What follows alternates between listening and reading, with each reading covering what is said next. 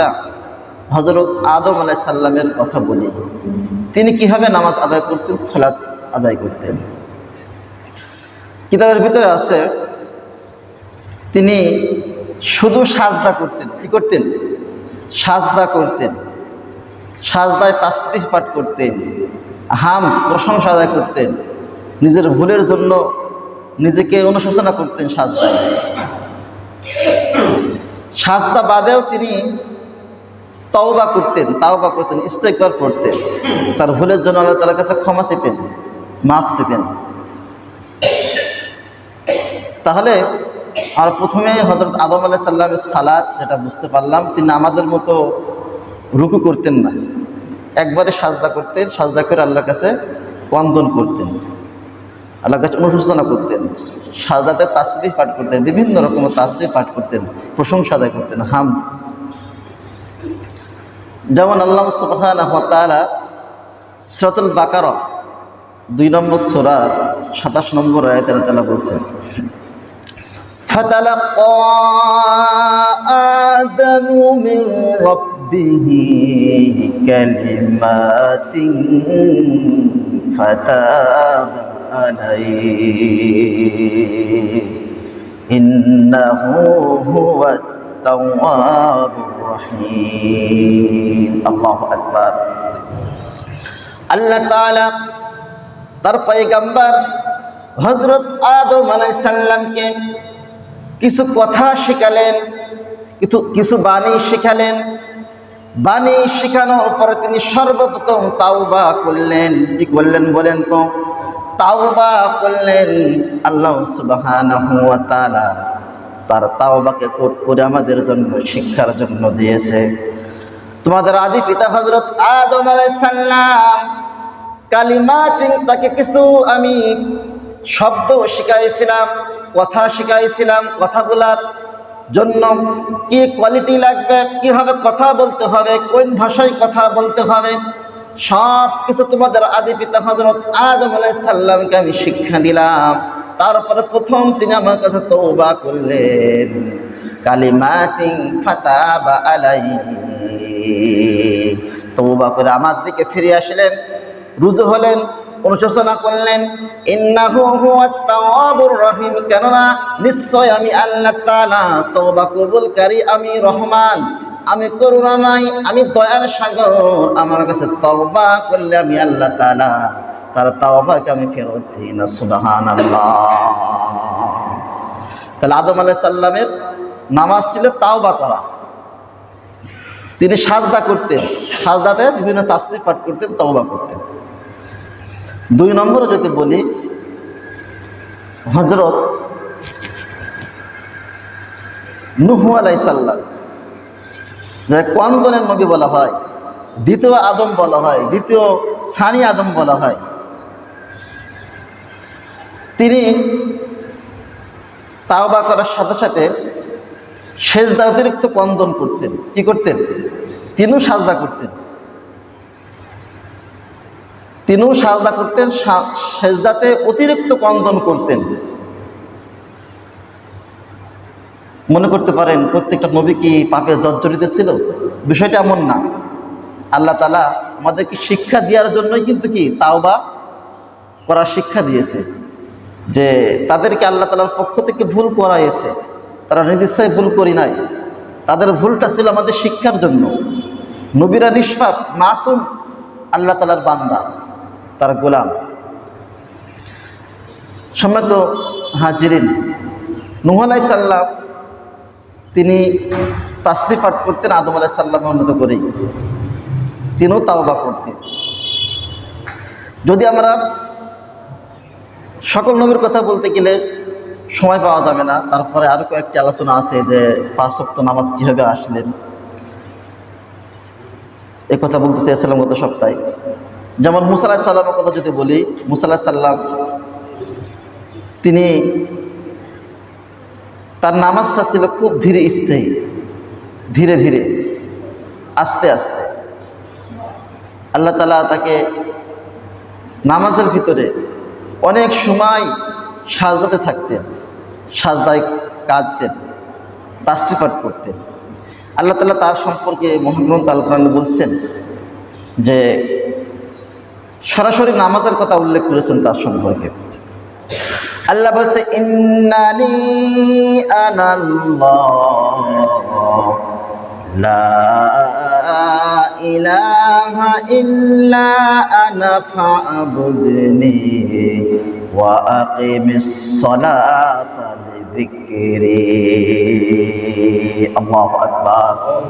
আল্লাহ তাআলা জানাই দিল মহাগ্রন্থ আল কোরআন সূরাতু তাহা 20 নম্বর সূরার 24 নম্বর আয়াত, ইন্নানি আনাল্লাহ। আল্লাহ বললেন আমার মুসা পয়গম্বর আমি আল্লাহ তাআলা বলতেছি, আমি রব, তোমার রব বলতেছি, লা ইলাহা ইল্লাল্লাহ, আমি আল্লাহ ছাড়া কোনো ইলাহা নাই, কোনো আইনদাতা নাই, কোনো পালনকর্তা নাই, কোনো রিজিকদাতা নাই, আমি আল্লাহ রব। ইল্লাল্লাহ ওয়া আনা ফা'বুদনি, তুমি রবের ইবাদত করবে, শুধুমাত্র একমাত্র আমার ইবাদত করবে, আমার দাসত্ব করবে। আকিমিস সালাতা লিযিকরি, আমার স্মরণ করার জন্য নামাজ আদায় করবে। সুবহানাল্লাহ। আল্লাহর স্মরণের জন্য কি লাগবে বলেন তো? আল্লাহ তাআলার স্মরণের জন্য কি লাগবে? নামাজ। আমি যদি বলি ইবাদত না করলেও আমার কি ঈমান আছে, আল্লাহ তাআলাকে স্মরণ করি, আমার ঈমান ঠিক আছে, আমার অন্য ইবাদত করি, এটা ফালতু কথা, বানোয়াট কথা, মিথ্যা কথা, নিজের কথা। আল্লাহ তাআলা নিজে বলছে মুসা কালিমুল্লাহ আলাইহিস সালামকে ফা'বুদনি, একমাত্র ওয়ানা ফা'বুদনি, একমাত্র আমার ইবাদত করবা, ওয়াকিমিস সালাতা লিযিকরি, আর ইবাদতের ভিতরে সেটা হচ্ছে আমার স্মরণ করার জন্য, আমাকে মনে রাখার জন্য, গুনাহকে বর্জন করার জন্য, গুনাহ থেকে বাঁচার জন্য ফার্স্ট যে ইবাদত সেটা হচ্ছে ওয়াকিমিস সালাতা লিযিকরি, তুমি নামাজ আদায় করবে, সালাত আদায় করবে। সুবহানাল্লাহ। কিন্তু আমরা বলি কি নামাজ না পড়লেও কি ঈমান ঠিক আছে। এই নামাজ তো আপনার সমস্ত ফাহিশা কাজ থেকে বাঁচাবে, সকল প্রকার গুনাহ থেকে আপনি হেফাজত থাকতে পারবেন। ইন্নাস সালাতা তানহা আনিল ফাহশাই ওয়াল মুনকার, নিশ্চয় অবশ্যই অবশ্যই একমাত্র ইবাদত নামাজ মানুষকে সকল প্রকার গর্হিত ফাহিশা, অশ্লীল, মুনকার কাজ থেকে বাঁচাতে পারে। সুবহানাল্লাহ। সম্মানিত উপস্থিতি, যারা এই কথা বলে নামাজ না পড়লেও ঈমান ঠিক আছে, সম্পূর্ণ হাদিসের বিপরীত। লা দীনা লিমান সালাতা লাহু, যার কাছে নামাজ নাই তার কাছে ঈমান নাই, তার কাছে দিন নাই, তার কাছে কি নাই বলেন তো? কিছুই নাই। যার কাছে দিন নাই তার কাছে কোনো কিছুই থাকতে পারে না। কিন্তু ওই ব্যক্তি বলছে নামাজ না পড়লেও ঈমান ঠিক আছে হুজুর, সব কিছুই করি, শুধু নামাজটা আদায় করতে পারি না, তাই বলে কি আমার ঈমান চলে গিয়েছে কিনা? বলি ঈমান ঠিক, আপনার তো ঈমানই নাই, ঈমানের কিছু বুঝতেই পারেন নাই।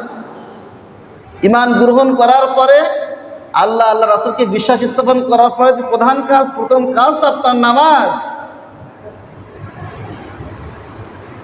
সম্মানিত উপস্থিতি, ইব্রাহিম আলাইহিস সালামের নামাজ ছিল কেমন? যাকে জাতির পিতা বলা হয়, কি বলা হয়? আমাদের জাতির পিতার নাম কি? হযরত ইব্রাহিম আলাইহিস সালাম। এখন তার বলতে ভয় নাই, আগে না ভয় পেত। আমরা কোনো সময় ভয় পাই নাই, আমরা ভয় পাওয়া জাতি নয়। মিল্লাত আবিকুম ইব্রাহিম, সূরা হজ 22 নম্বর সূরার 78 নম্বর আয়াতের মাঝের অংশ। তোমাদের জাতির পিতা হচ্ছে ইব্রাহিম আলাইহিস সালাম, ওয়া সাম্মাকুমুল মুসলিমিন, তোমাদের নাম রাখছে মুসলমান। আর যারা মুসলমান তারা আল্লাহ তাআলার কাছে সবসময় কি করে বলেন তো? সারেন্ডার করে, অনুশোচনা করে, নিজেকে সঁপিয়ে দেয়, কোনো মানুষের কথা মানতে রাজি হয় না। ঠিক কিনা বলে? আল্লাহর আইন মানার জন্য সকল আফাত বিপদকে, মুসিবতকে, সকল জেল জুলুম নির্যাতনকে সব কিছু বাদ দিয়ে এইগুলো ভয় করে না, তোয়াক্কা করে না। একমাত্র আল্লাহর আইন প্রতিষ্ঠা করার জন্যই তারা সংগ্রাম করে যায়, জুলুমের শিকার হয়, নির্যাতনের শিকার হয়। ঠিক কিনা বলে? সম্মত উপস্থিতি, ইব্রাহিম আলাইহিস সালামের নামাজ ছিল খুব ধীরে স্থায়ী, খুব আস্তে আস্তে। এটা হচ্ছে ইতিহাসের কিতাবের ভিতরে আসছে। এবং তিনি নামাজ কায়েম করার জন্য আল্লাহ তাআলা দরবারে সব সময় দোয়া করেছেন, প্রার্থনা করেছেন, আরজি করেছেন, এবং নিজের পরিবারের জন্য দোয়া করেছেন, আমার পরিবারের জন্য 5 ওয়াক্ত নামাজি হয়, দিন কায়েমের অংশীদারিত্ব হয়। সব সময় এই দোয়া করে গিয়েছে। সুবহানাল্লাহ। যেমন আল্লাহ সুবহানাহু ওয়া তাআলা তার দোয়াগুলো কোট করে দিয়েছে, বিশ্ব নবীর কাছে ওহী আকারে প্রেরণ করেছে, যেন কিয়ামত পর্যন্ত ইব্রাহিম সাল্লামের পুত্ররা, সন্তানেরা আসবে, তারা মহাগ্রন্থ আল কোরআন তেলাওয়াত করবে, পাঠ করবে। আর ইব্রাহিম আলাইহিস সালামের সন্তানেরা তার মতো করে আমল করবে, তার মতো করে আমল করার জন্য চেষ্টা করবে। সুবহানাল্লাহ। আল্লাহ তাআলা বলেছে, রব্বি জাআলনি মুকিমাস সালাতি ওয়া মিন যুররিয়্যাতি রব্বানা ওয়া তাকাব্বাল দুআ। আল্লাহু আকবার। ইব্রাহিম আলাইহিস সালাম দোয়া করলেন তার রবের কাছে, সেই কথা কোট করে দিলেন বিশ্বনবীর কাছে। সূরাতুল ইব্রাহিম, ইব্রাহিম আলাইহিস সালামের নামে একটি সূরা দিয়েছে, যেই সূরার নামে কি বলেন? ইব্রাহিম। মহাগ্রন্থ আল কোরআনের 14 নম্বর সূরা, 43 নম্বর আয়াত, রব্বি জাআলনি মুকিমাস সালাতি ওয়া মিন যুররিয়্যাতি। আমার রব, আমার পালনকর্তা, আমার রিজিক দাতা, আমার আইন দাতা, আমার সৃষ্টিকর্তা। আমাদের রিজিক দাতাকে বলেন তো? আল্লাহ। সৃষ্টিকর্তাকে, আইন দাতাকে? আল্লাহ। তিনি বলছে, রব্বি জাআলনি মুকিমাস সালাহ, আমার রব আপনি আমাকে নামাজ কায়েমকারী বানান। সুবহানাল্লাহ। ওয়া মিন যুররিয়্যাতি রব্বানা ওয়া তাকাব্বাল দুআ, আমার পরিবারকেও নামাজ কায়েমকারী বানান। সুবহানাল্লাহ। আমার দোয়াকে আপনি কবুল করুন। শুধু কি নিজে নামাজ পড়লে হবে? নিজে নামাজ পড়লে হবে? নিজে ভালো কাজ করলে হবে?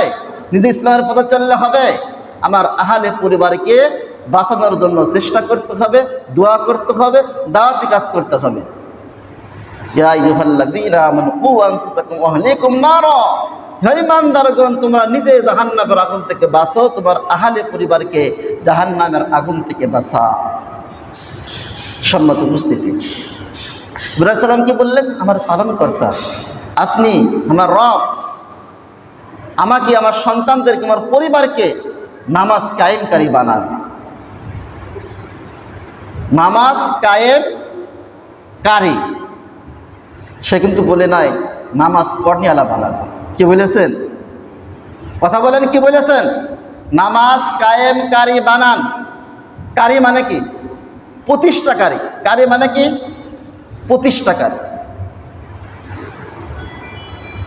নামাজ কায়েম কারা করবে এই বিষয় নিয়ে সামনে আলোচনা হবে ইনশাল্লাহ। যেহেতু শুধু সালাত নিয়েই 20 সপ্তাহ আলোচনা হবে প্রায়, সেই জন্য ধারাবাহিকভাবে আলোচনা চলছে। কারা নামাজ কায়েম করবে, কাদের দায়িত্ব, কিভাবে কায়েম করতে হবে, নামাজ কায়েম হলে সমাজে কেমনভাবে চলতো, শুধু একটি দৃষ্টান্ত দিতে চাই, একটু ধরে নিলে বুঝতে পারবেন।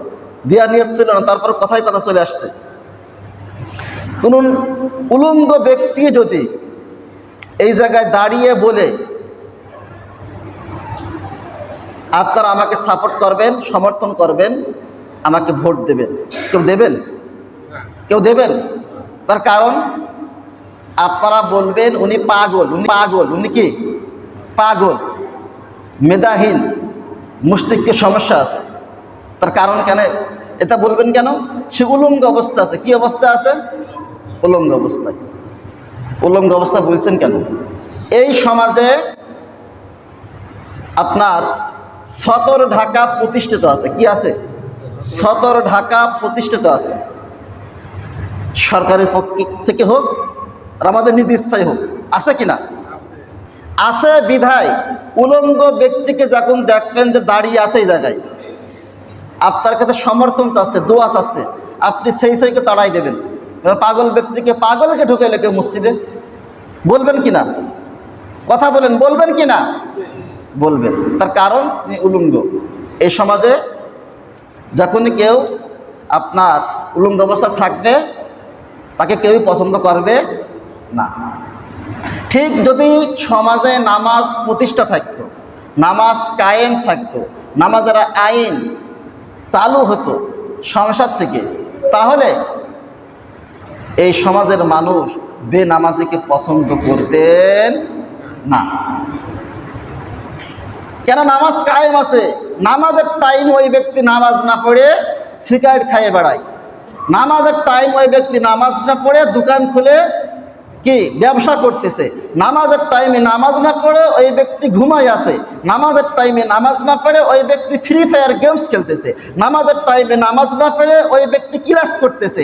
আমাদের চোখে সকল দৃষ্টিকটু হতো কিনা বলেন?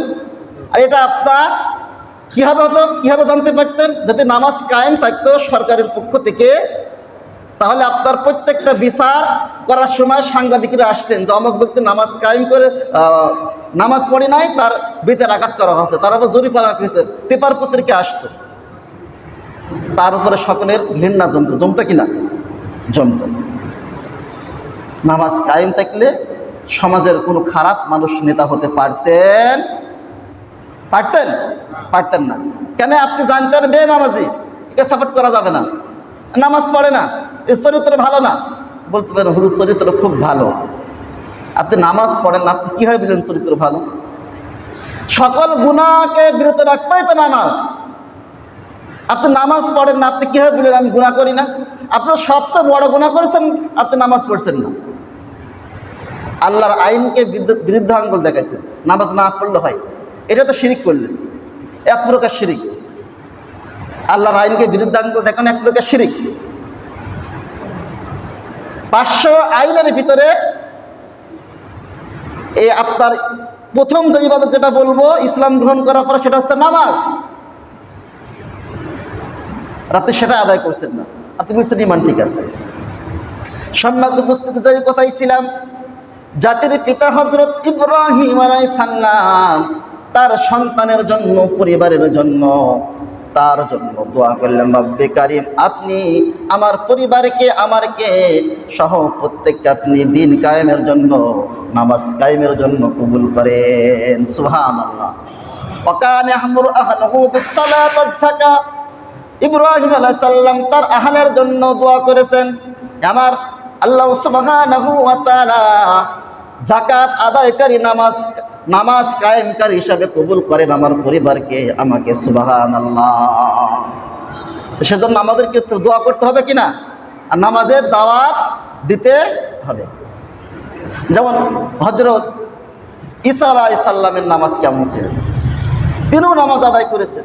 তার কথা কোট করে আল্লাহ সুবহানাহু ওয়া তাআলা বিশ্বনবীর উপরে নাযিল করেছে ওহীর মাধ্যমে, আমাদেরকে শিক্ষার জন্য, শিক্ষা নেওয়ার জন্য। সকল নবীর ঘটনা আপনার মহাগ্রন্থ আল কোরআনে 25 জন নবীর ঘটনা উল্লেখ আছে। কতজন নবী? 25 জন নবীর ঘটনা মহাগ্রন্থ আল কোরআনে উল্লেখ আছে। তাদের ঘটনা উল্লেখ করার কারণ কি জানেন? তাদের ইতিহাস থেকে আমাদেরকে শিক্ষা নেওয়ার জন্য, শিক্ষা গ্রহণ করার জন্য। এই জন্য তাদের কথাগুলো বিশ্বনবী হাবিব মুহাম্মদ সাল্লাল্লাহু আলাইহি সাল্লামের উপরে ওহীর মাধ্যমে জানাইছে, তোমার উম্মতদেরকে জানাই দাও।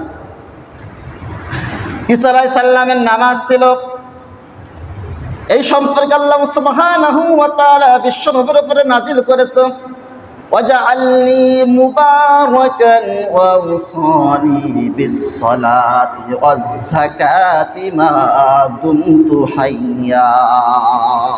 সুবহানাল্লাহ।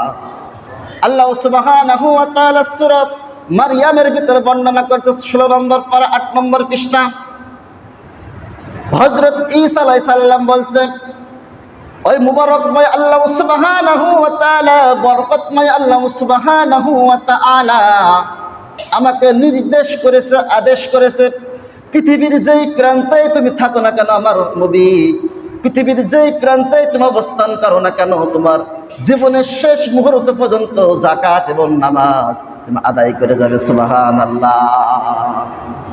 সালাত এবং যাকাত কি করবে? আদায় করবে। এই কথাটা উল্লেখ করেছে, পৃথিবীর যেই প্রান্তে থাকো না কেন সালাত আর যাকাত বাদ দেওয়া যাবে না, জীবনের শেষ মুহূর্ত পর্যন্ত। সম্মত উপস্থিতি, তাহলে আমরা হযরত ঈসা আলাইহিস সালাম থেকে আমরা এখান থেকে বুঝতে পারি যে জীবনের শেষ মুহূর্ত পর্যন্ত নামাজ আদায় করতে হবে, নামাজ বাদ দেওয়া যাবে না। একটু কঠিন হয়ে যাবে বললে মনে হয়, তারপর হাদিসের কথা বলতে হবে। যেমন